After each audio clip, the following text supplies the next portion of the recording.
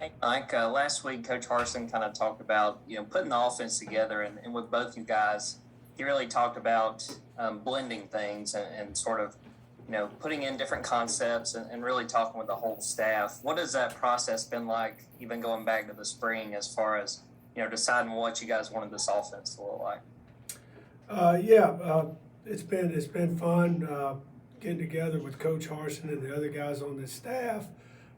There's a lot of knowledge in the offensive staff room, and it's always a challenge when you go somewhere and you start new.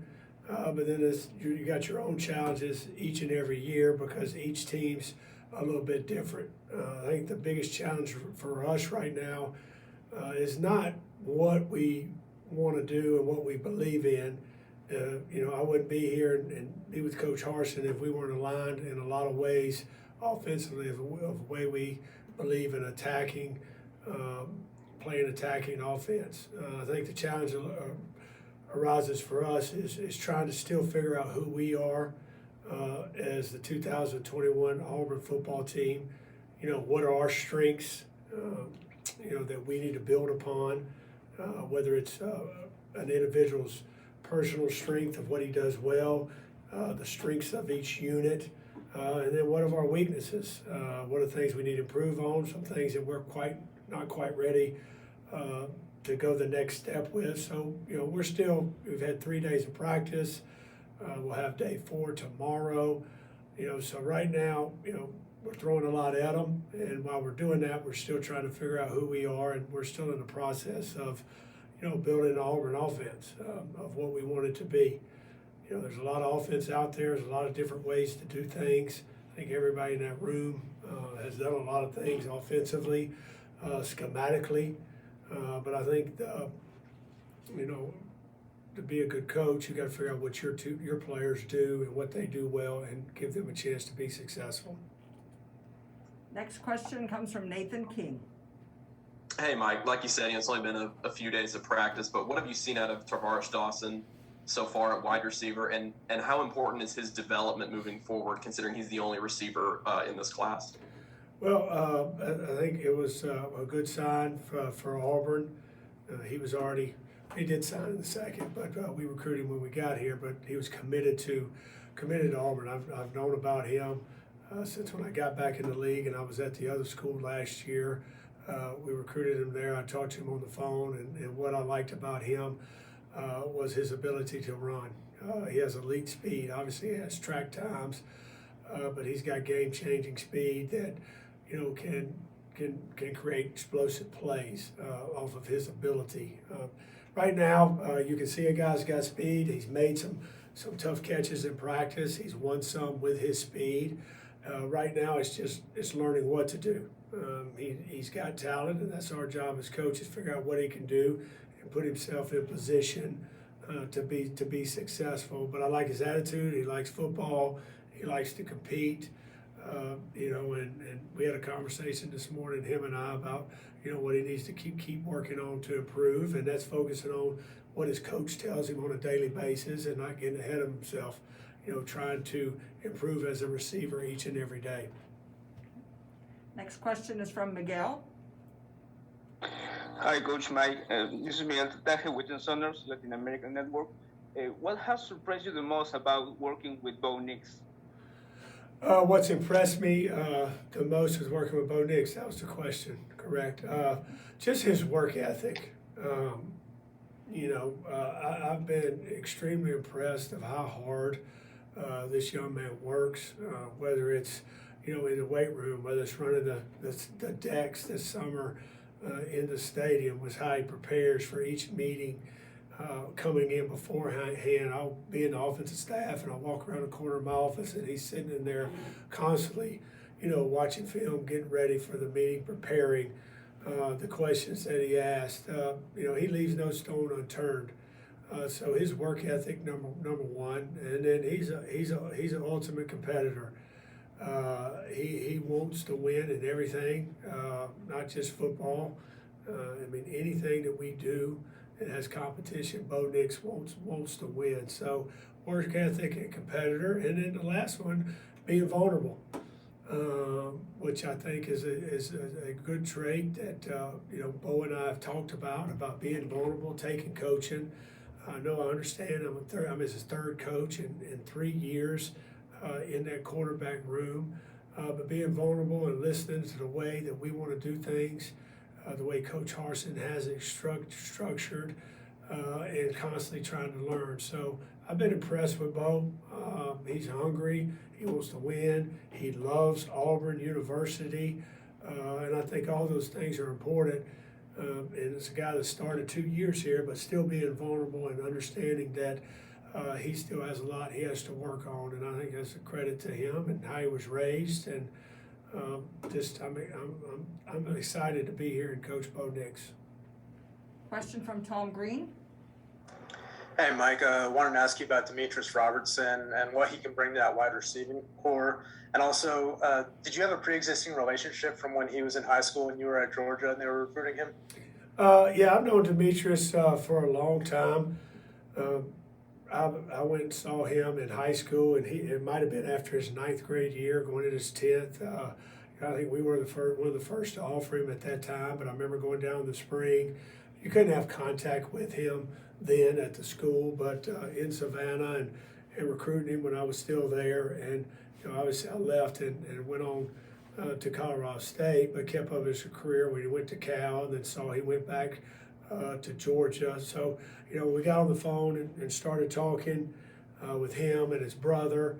It wasn't like this was a long-standing relationship, but there had been introductions, there had been conversations in the past. So I think that always helps when each side knows a little bit about somebody and where they're from and what they're about. So I knew a little bit about where he was from, his family, his brother, his dynamic. He knew about me, so there was a little bit of a comfort level.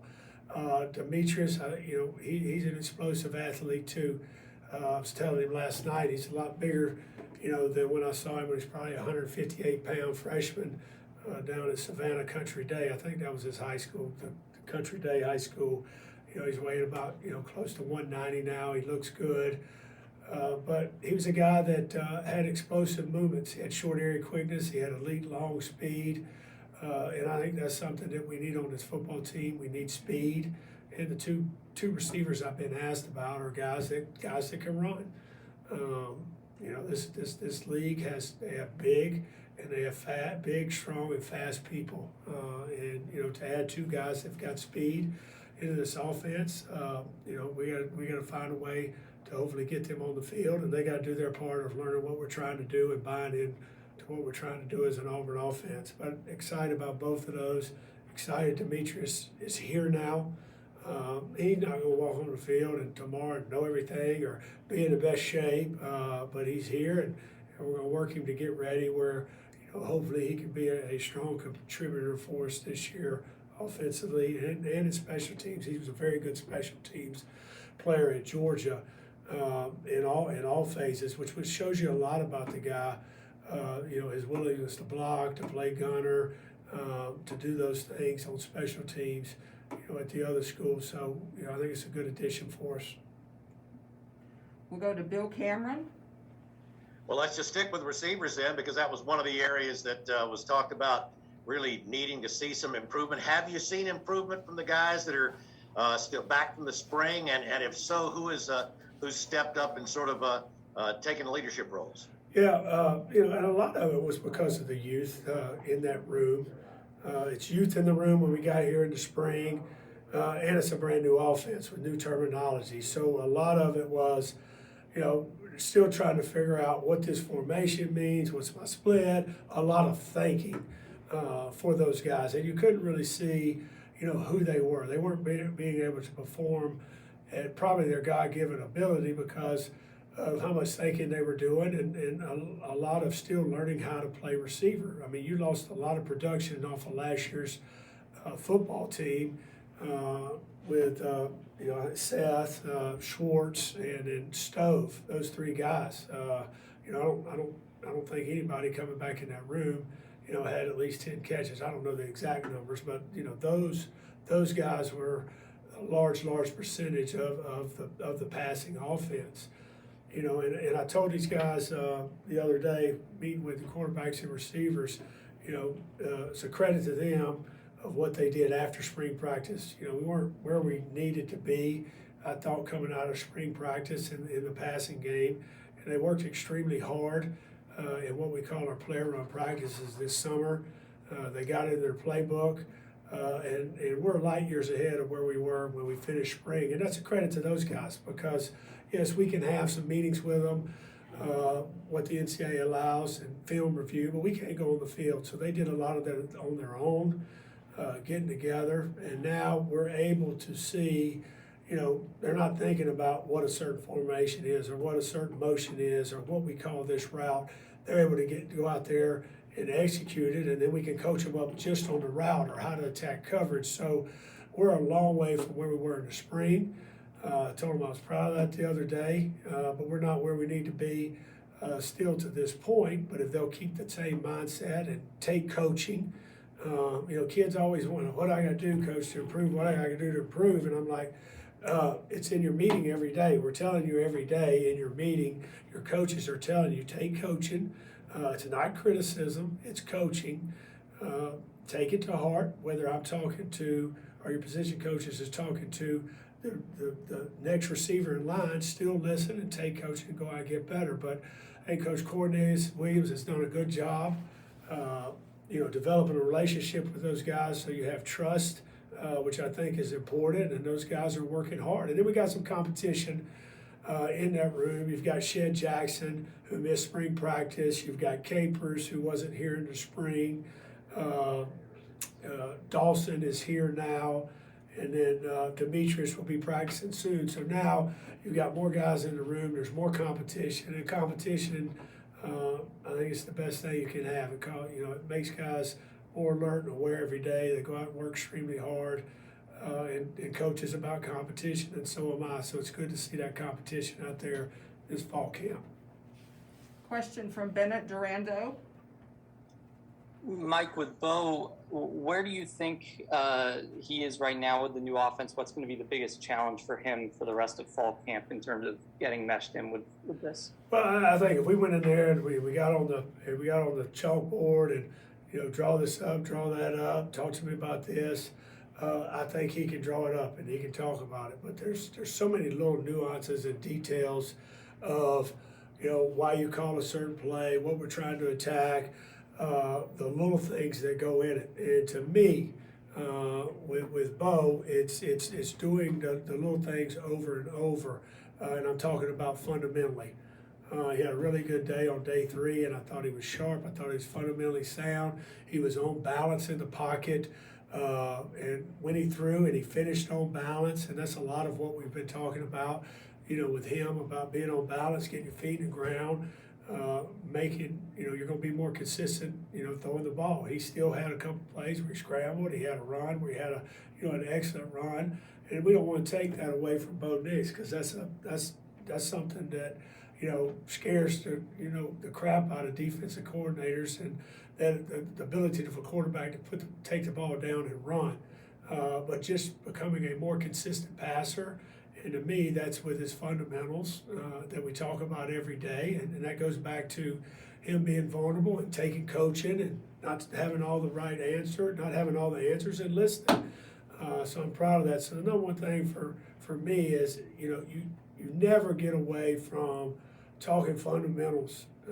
You've never arrived at that point. You're always looking at your fundamentals of each play, your drop, where your eyes are, how you set your hips, all those little things that we talk about. The scheme, you know, scheme's a scheme, but, you know, doing the fundamental over and over is the main thing with him, and I like where he's at. Got a long way to go. There's a lot of improvement to be made, but he's made a lot of improvement the short time that we've been here. Let's go to Justin Hokanson. Hey, Coach. We talked to Tank Bigsby, and he talked about doing more downhill running this fall, you know, compared to what they've done in the past. What does that mean to you? I mean, what's your perspective on downhill running when he says that? What does that mean in your offense? Well, I think, you know, when you hear the word, you know, downhill, you know, run game, and that's something that we preach to our guys. Everybody thinks, hey, you're lined up in the, the I formation, and you're just running, straight downhill. I think it's a physical attitude. It's not just the running back, but it's the offensive line, it's the tight end, it's the receivers that, I believe that you have to be able to run the ball to get where you want to go, and that's ultimately to win a championship and be able to run the ball, late in football games, when they know you've got to run the ball, and that's a mentality. Downhill physical run game to me is a mentality. Are we going to have plays that run on the perimeter? Yes. Are we going to have plays that run in between the tackles? Yes.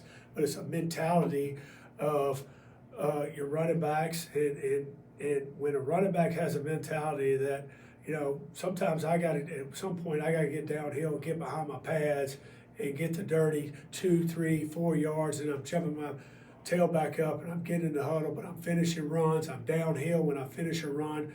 That excites everybody on the offense. That makes those offensive line and tight ends want to block for that. Those backs, those receivers want to block because he might break one, and we're downhill. We're downfield blocking, and that leads to excitement. To me, it's a mindset that we're going to be physical in the run game, and it's not necessarily we're going to run between the A gaps every snap. It's just a mentality of how we're going to play at all the positions offensively. Let's go to Jason Caldwell. Mike, you mentioned speed when talking about wide receivers. Malcolm Johnson was a guy that was an early graduate, a year early last year, and kind of almost a missed year for him. How much have you seen progression wise from him from the spring to now? Good question. Malcolm's another guy that I got to know when I was at the other school at South Carolina. We recruited him, talked to him on the phone a number of times, and with the COVID, you never got to see him in person. But he's a guy that had had really good speed, elite speed. He's learning to play the receiver position, and raw is not a bad word. When I say he's raw, I mean that's not a bad word. That means he has a high ceiling, in my opinion. He has the physical characteristics. He has the size. All right, he has the speed. He's got those things, but he is raw at learning how to play the position. This young man has a really good attitude. He doesn't mind working extremely hard. We're able to see some of his physical tools now because he understands a little bit of more of what we're doing coming out of spring, and that's a credit to him. But he's a guy that I think will continue to improve, throughout this camp, throughout this year, throughout his career here at Auburn. And he'll continue to work. I think he'll be a guy that will make a lot of plays for us. We've got 3 more questions in the chat from people who haven't asked yet, so we'll finish up with those, and we'll go to Philip Marshall.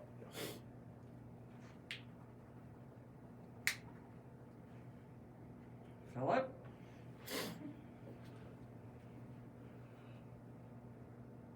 Jason's still up. Philip? Okay, we'll go on to Mark Murphy, and we'll come back to Philip. Yeah, Coach, could you talk about big picture for preseason camp, what you'd like to get accomplished as far as goals before you start game planning for Akron?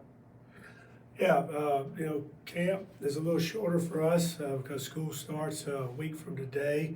But the big picture of it is that you're trying to get the bulk of your offense that you feel like this group can handle in fall camp, what Coach Harsin calls the DNA, the bones of who we are. And then you're trying to identify, your playmakers at the skill positions. You're trying to identify who your best 5 are up front. You're trying to identify depth at every position. So you're and then you're building on fundamentals of playing the game. So there's a lot of things that are at work these first 10 days of fall camp. You're trying to build toughness. You're trying to learn, teach them to strain and thrive in practice and not just survive. So there's a lot of things you're working on, and ultimately after camp, you want to say, okay, here's who we think we are offensively, You know, we've got an identity of what we want to be, downhill physical. How are we going to be downhill physical? Is it 12 personnel? Is it 11 personnel? Is it this formation? Is that formation? It was these guys. You know, we want to be explosive in the passing game. Well, how are we going to be explosive? There's a lot of ways to be explosive. We want to have, you know, we want to, you know, do a lot of our stuff that we do, but, you know, how can we do it and who do we want to do it with? So you want to figure that out in camp. Who are guys that are going to, you know, coming out of camp, we feel like these guys can provide depth, so we got to continue to work them. You know, you're looking for guys before you start game planning that these are the core group of guys that you're about to start working towards your game plan with Akron, and then those other guys, you got to find a way to keep developing them to get them. Hopefully, I mean, you never know when it's going to happen. It could have a game 2. I've had guys that we thought were going to redshirt in the past end up coming, you know, playing for you game 5, game 6. Find your core guys, who you're going to be, how you're going to do it, and that you know, you got a base idea, and then that constantly, you know, might change a little bit throughout the year, but you're pretty set on what your identity is offensively. And I don't think you can, you know, you can't try to, you know, fit a square into a round hole.